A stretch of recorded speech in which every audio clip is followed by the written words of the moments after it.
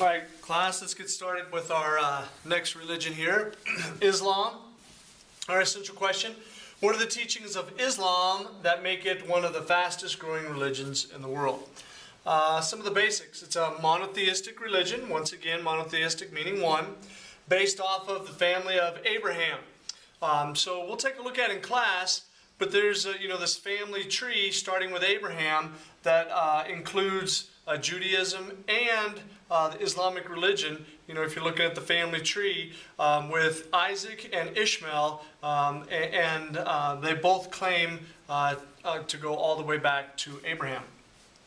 The Quran is the holy book, which is considered by practitioners of Islam as the word of God or Allah. It is the actual word of God, not an interpretation of man in a written form. It is word for word from God. A follower of Islam is called a Muslim. All right, a Muslim uses the Quran and the teachings of Muhammad, who is considered the last prophet.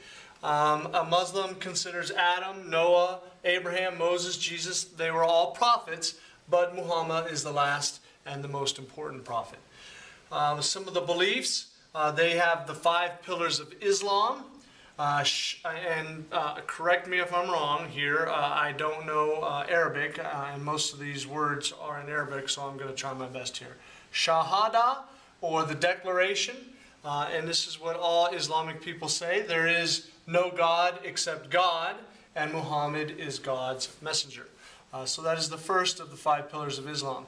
Salat is a ritual prayer 5 times a day towards Mecca, where people will get down on the ground. They oftentimes have a prayer rug, and they will pray towards Mecca 5 times a day. Zakat, or giving 2.5% to the poor, so almsgiving.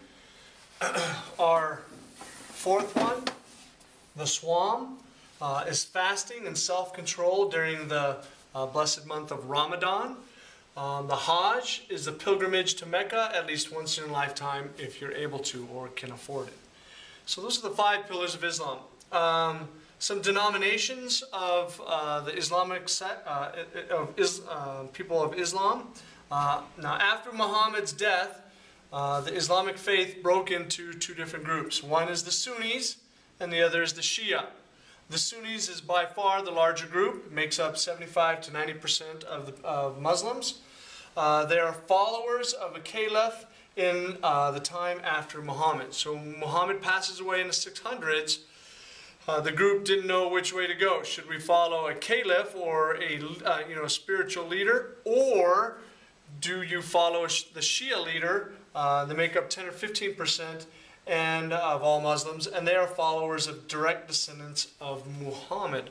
So the group, the Shia group, Muhammad's, I think it was his cousin or a relative, became the leader, and people then began to follow that Shia path. The Sunnis believe in a caliph or a leader that is not a direct descendant of Muhammad, and that makes up the majority of the Muslim people. Now, one of the reasons why there is violence in the Middle East is due to this Sunni-Shia conflict that oftentimes plays out in countries in the Middle East.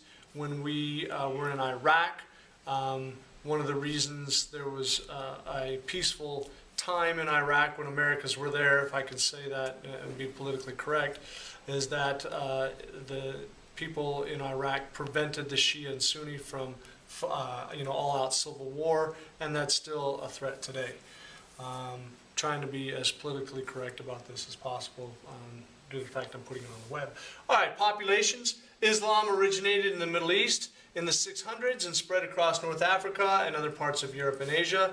There are 1.6 billion Muslims in the world. The largest population of Muslims are actually in Indonesia, but there is large concentrations in the Middle East as well. So remember, history is no mystery. Take good notes.